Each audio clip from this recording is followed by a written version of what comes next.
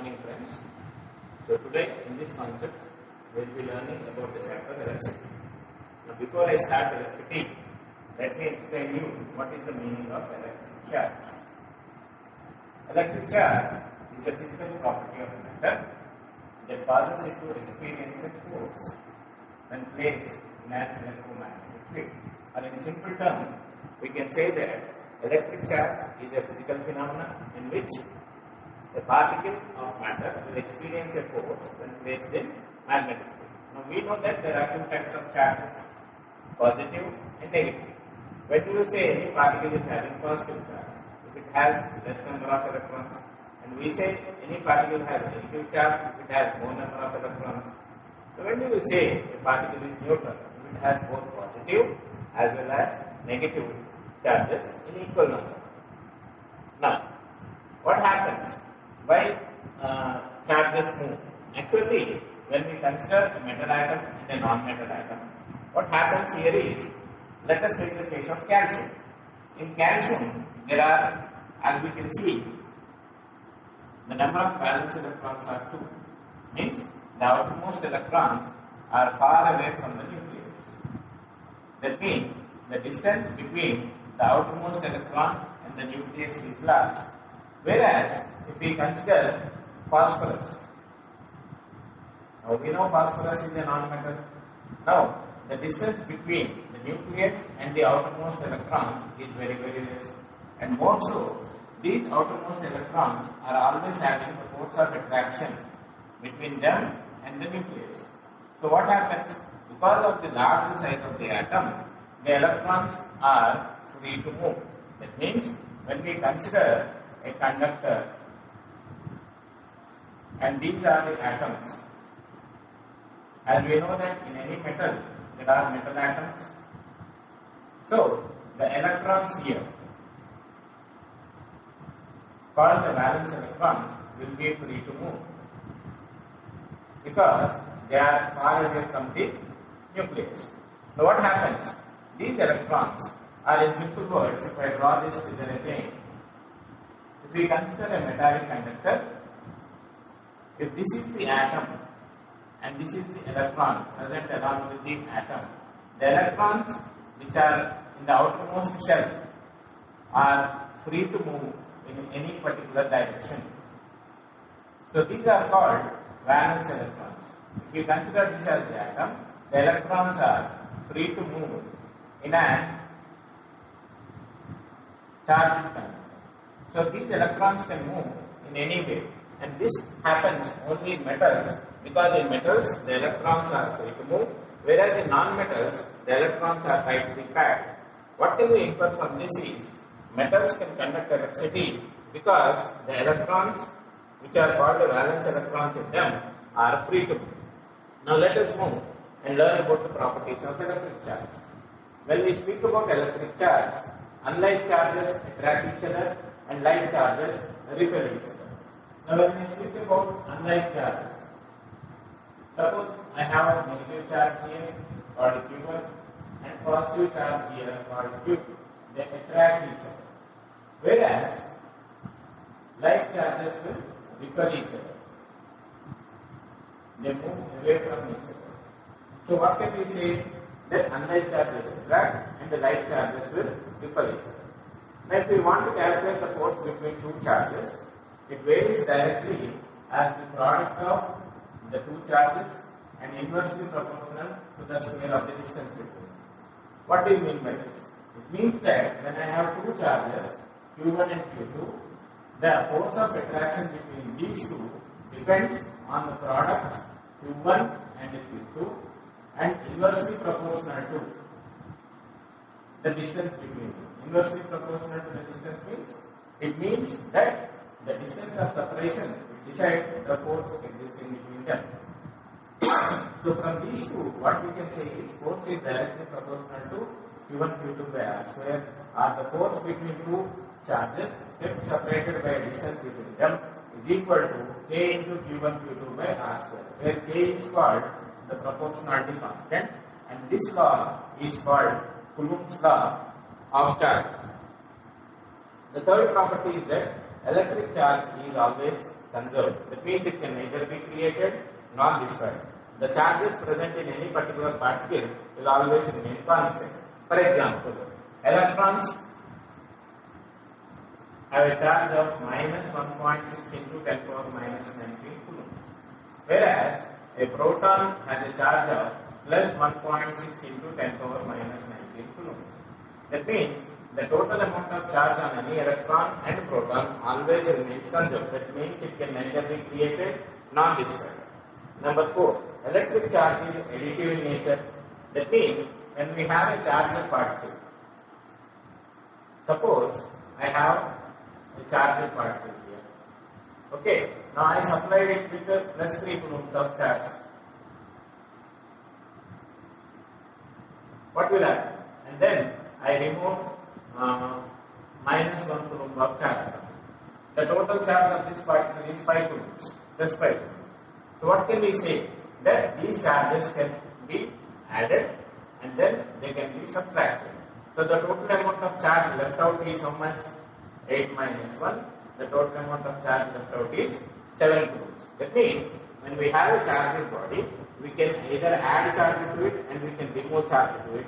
So we can say that a charge is a scalar quantity. Then electric charge is quantized. That means for any particular particle, the total amount of charge can be calculated by the formula Q is equal to N into E. Now this I will explain later.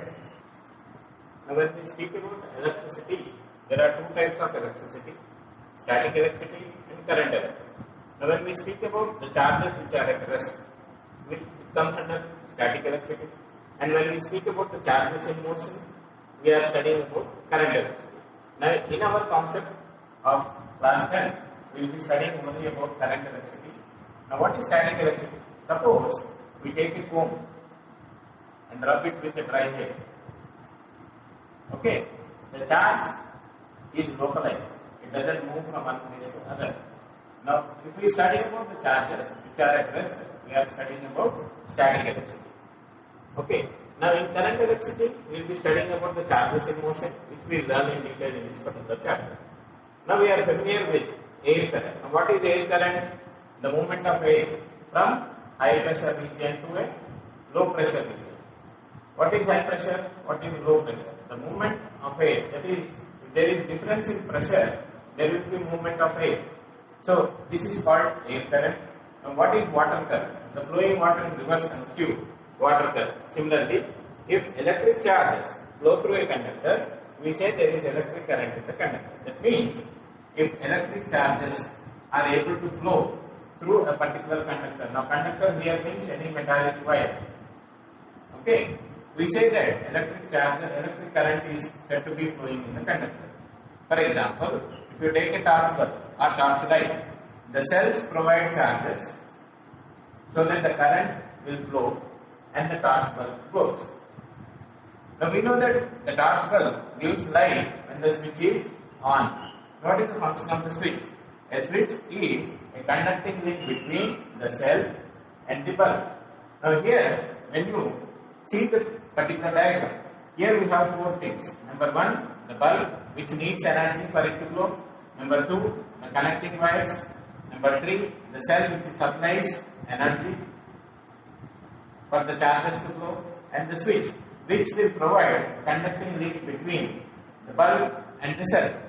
Now when the switch is on, the charges start moving, the electrons start moving from the negative terminal to the positive terminal and supply energy to the bulb to glow. Similarly, these electrons constitute the flow of charge because in a metallic wire, the electrons constitute the flow of charges. Now when these electrons move, the bulb will receive the energy from the cell and it will convert the energy of the cell into light energy, and thereby the electrons will transfer the charge and then come back, take the charge again, that is take the energy again from the cell, and the flow of electrons will constitute electric energy which is supplied to the bulb and the bulb will glow. Now what is an electric circuit? An electric circuit is a continuous and closed path of an electric current. That means if the circuit is closed and continuous only, the electrons can transfer the energy from one end of the bulb to the other end. So a continuous and closed path of an electric current is called electric circuit. Now what is electric current? If you are calculating the number of charges flowing through a particular area in unit time, that constitute electric current. Electric current is the amount of charges flowing through a particular area per unit time, or the rate of flow of charges can also be called as electric current. In circuits using metallic wires, the electrons constitute the flow of charges. Conventionally, when we speak about metallic wires, the metallic wires are made up of atoms. The atoms have electrons in their outermost shells. These electrons, when they are not connected in a circuit, they are free to move in any particular direction. So these electrons, which are called the valence electrons, will constitute the flow of charges. But once they are connected to a cell or a battery, the battery will supply them with energy. So here, the electrons are the charge carriers. The electrons start to move. Now, as the like charges repel each other, when it is connected in a circuit, the electrons will tend to move from the negative terminal of the battery to the positive terminal. That means, when they are not connected in a circuit, the electrons are in random motion. But once they are connected to a cell or battery, the energy of the battery is supplied to the electrons, and the electrons continuously start moving. As we know, like charges repel each other, so the electrons start moving in this particular direction. They supply the energy to the bulb, and then they collect the energy back from the battery and then move randomly. So it is the electrons which constitute the electric current in a conductor. Okay. Now let us speak about electric current. Now we learned the definition of electric current. It is the amount of charge flowing through a particular area per unit time. Suppose we have a circuit in which we have a bulb receiving the energy from the battery to the switch key. So here the direction of current is the way in which the electrons move. That means the direction of flow of electrons will be taken as the direction of electric current. But when electric current was discovered, the flow of electrons is from negative terminal of the battery to the positive terminal. Because the electrons were not discovered at that particular time, we think the electron flow is the direction of current. But once the electrons were discovered, the direction of current is considered to be from positive terminal of the battery to the negative terminal in this way. Why? Because we know that air current flows from higher pressure region to lower pressure region. Similarly, water flows from higher level areas to lower level areas. So in the same way, the flow of current is considered to be from positive terminal to the negative terminal. But in actual thing, the direction of flow of electrons is the flow of electric current. But when we learn about conventional ways, that is the actual ways, we calculate it as from positive to negative. So, but basically in electricity, electrons constitute the flow of charges. So if we consider a net charge Q flows through any cross section of a conductor in time t, then current is calculated as the amount of charge flowing through a particular area per unit time. Now, electric current is represented by I is equal to the amount of charge represented by Q and the time t. So what is the formula to find out electric current? I is equal to Q by T, where I represents electric current, Q represents amount of charge, T represents the time for which the charge flows. Now we know that the amount of charge is calculated in Coulomb, the unit of time is second. So the unit of current is the unit of charge divided by unit of time. What is the SI unit of current? It is Coulomb per second, which is also called ampere. So 1 ampere is 1 Coulomb by 1 second. So what is 1 ampere definition? 1 ampere is constituted by the flow of 1 Coulomb of charge per second. That means if 1 Coulomb of charge flows through the cross-section area of a conductor in 1 second, we say the current is said to be 1 ampere. There are some smaller units of current as well, called the milliampere, which is 10 power minus 3 amperes, and the microampere, which is 10 power minus 6 amperes. These are smaller, very smaller units of current. Now one more interesting thing I would like to tell you is about how to calculate the amount of charge present. Suppose I have a charged particle here with a charge Q on it. Now if I supply it with 1 electron charge, so what is the charge of 1 electron? Minus 1.6 into 10 power minus 19 coulombs. Now because I supplied it with charge, the amount of charge now will be the charge of 1 electron, that is 1 into minus 1.6 into 10 power minus 19 coulombs. Now what if I add 2 electrons to it?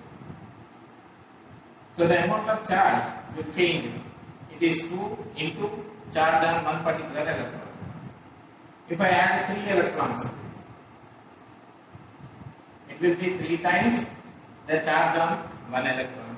Now if I supply n number of electrons to it, it will be equal to n into the number of electrons. So the charge of a particular object can be calculated by using the formula Q is equal to n into E. Now what is Q here? The charge on an object. What is n? The number of electrons being supplied. What is E? Charge on 1 electron, which is equal to minus 1.6 into 10 power minus 19 coulombs.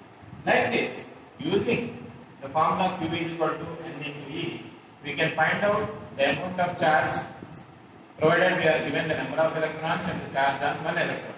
So this can be remembered by us using a simple formula Q is equal to n into E. So total we get 3 formulas. Q is equal to n into E, n is equal to Q by E, charge on 1 electron is equal to the total amount of charge by number of electrons. So in totality we have got 3 formulas to find out the amount of charge in a particular current. Now moving on to the next one. As we learned that electric current is the amount of charge per unit time. The SI unit of current is ampere, named after Andre Marie Ampere, who discovered electric current. So 1 ampere is 1 coulomb of charge flowing through a particular area in 1 second. And we have smaller units of current, that is milliampere and microampere. Now electric current is measured using an instrument called ammeter. An ammeter is any instrument which is like this. Okay. Now if you carefully see, ammeter is an instrument used for measuring electric current. Here you can see the scale of the ammeter. Now let us know what is meant by least count of an ammeter here.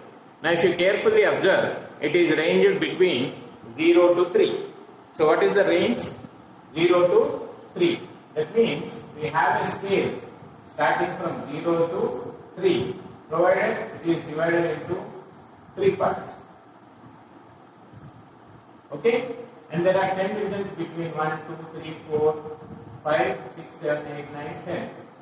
So what is the least count? The least count is, that means what is one single value of this ammeter? Range by number of divisions.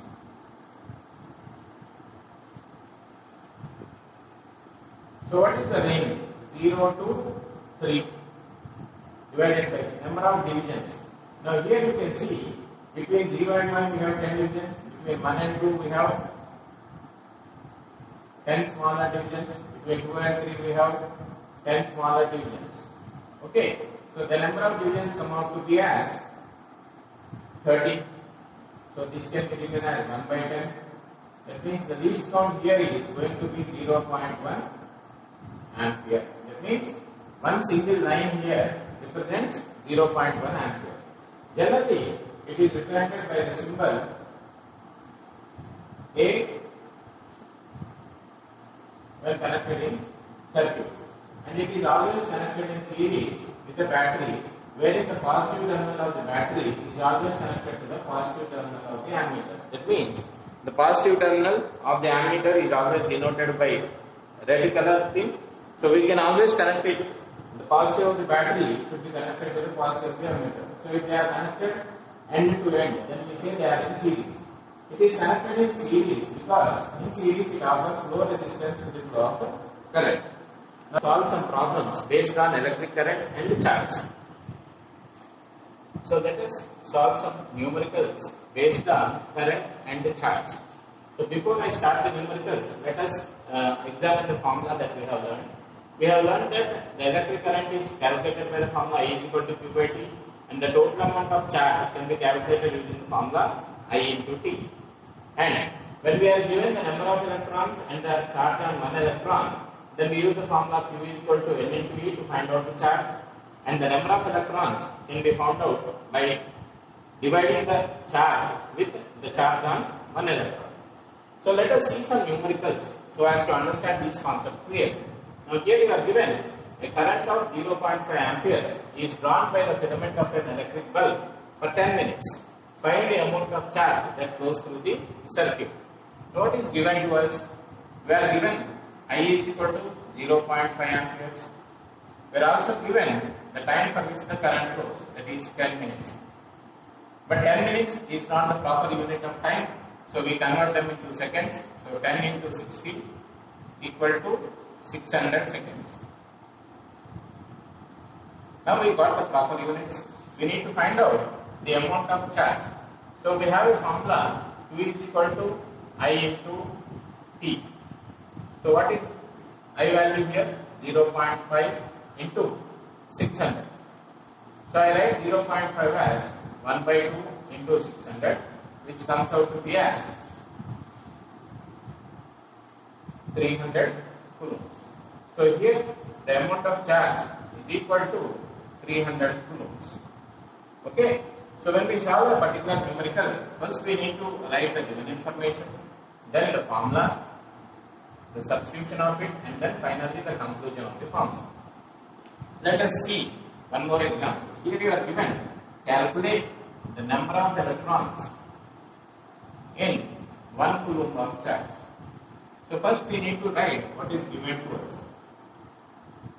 We are given to calculate the number of units in 1 coulomb of charge. So we are given Q is equal to 1 coulomb.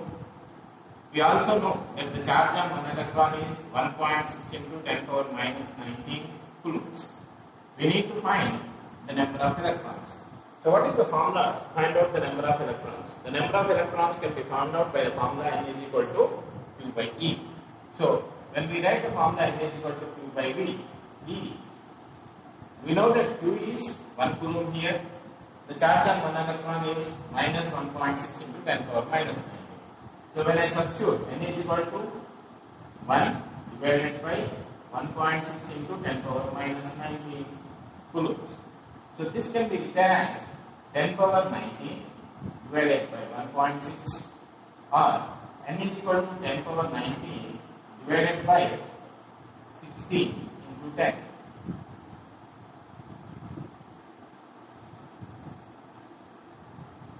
Okay? Or I can write it as N is equal to 100 into 10 power 18 divided by 16.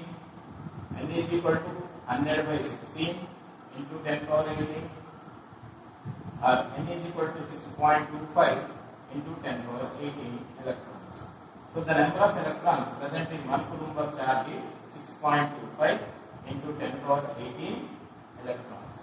That means when I have a charge of 1 coulomb, it means how many electrons are there? The number of electrons is equal to 6.25 into 10 power minus 10 power 18 electrons. So there are millions of electrons present in this. Now let's see question number 3. Here you are given a conductor carries a current of 0.2 amperes. Find the charge that flows through the conductor in 30 seconds, and also find the number of electrons that flows in this particular time interval. So first we need to find the charge, and then we are asked to find out the number of electrons. Now let us see what is given. We are given I is equal to 0.2 amperes, and the time for which the current is going is 30 seconds. So here using the formula Q is equal to I into T, Q is equal to 0.2 amperes into 30 seconds. So 0.2 is written as 2 by 10 into 30, 2 3s are, Q is equal to 6 coulombs. Now we need to find the number of electrons that flow in this particular time interval. That is, in the B phase we are finding out number of electrons. So what is the formula to find out number of electrons? n is equal to q by e. So applying n is equal to q by e, we have 6 divided by 1.6 into 10 power minus 19 coulombs. That is charge on one electron.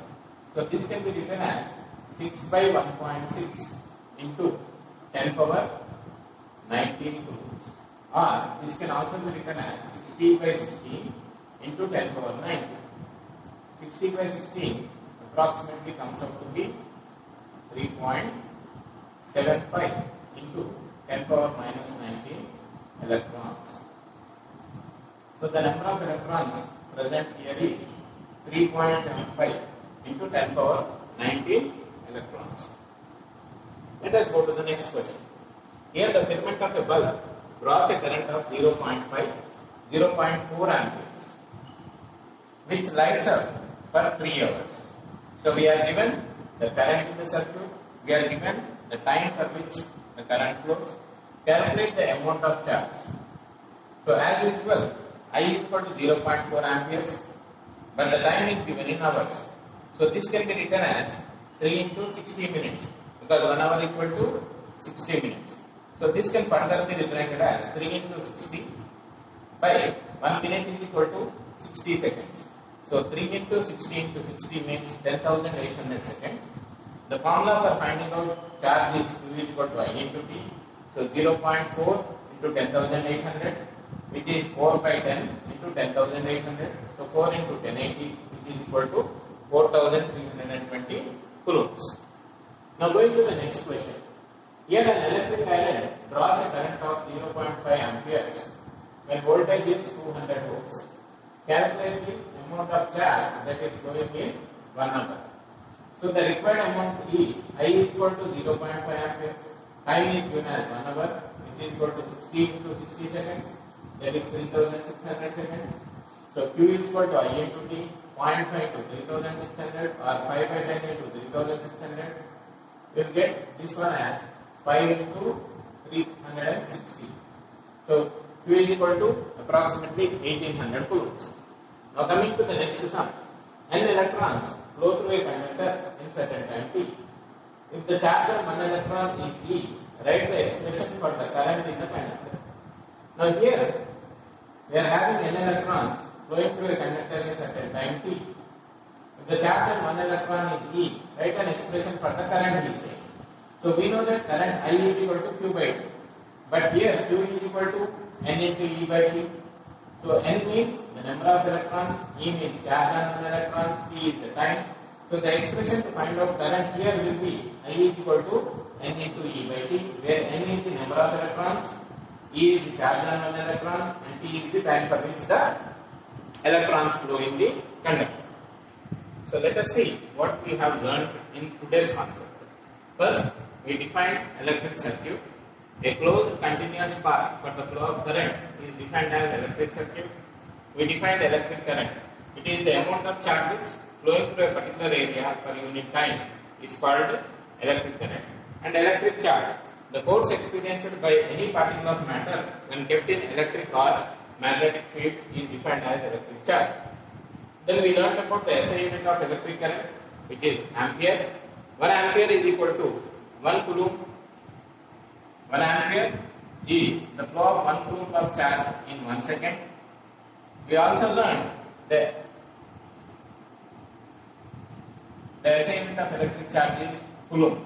That is 1 coulomb is equal to 1 ampere of current flowing in 1 second. Okay.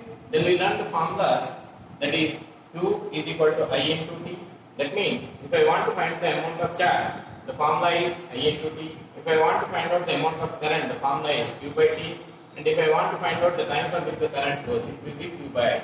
So from this we get 3 formula. I is equal to Q by T. That means whichever formula you want, you just close this, we will get the formula of it. I is equal to Q by T, Q is equal to I into T, T is equal to Q by I.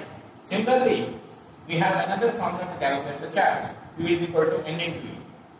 So where Q is the amount of charge, N is the number of electrons, and E is the charge on 1 electron. That is 1.6 into 10 power minus 19 coulombs. If I want to find the number of electrons, That makes 1 coulomb of charge. Then I have to divide the charge by charge on 1 electron. If I want to find out the charge on 1 electron, then do it by Q by N. As we know, 1 ampere is equal to 1 coulomb by 1 second. Now moving on to smaller units of current.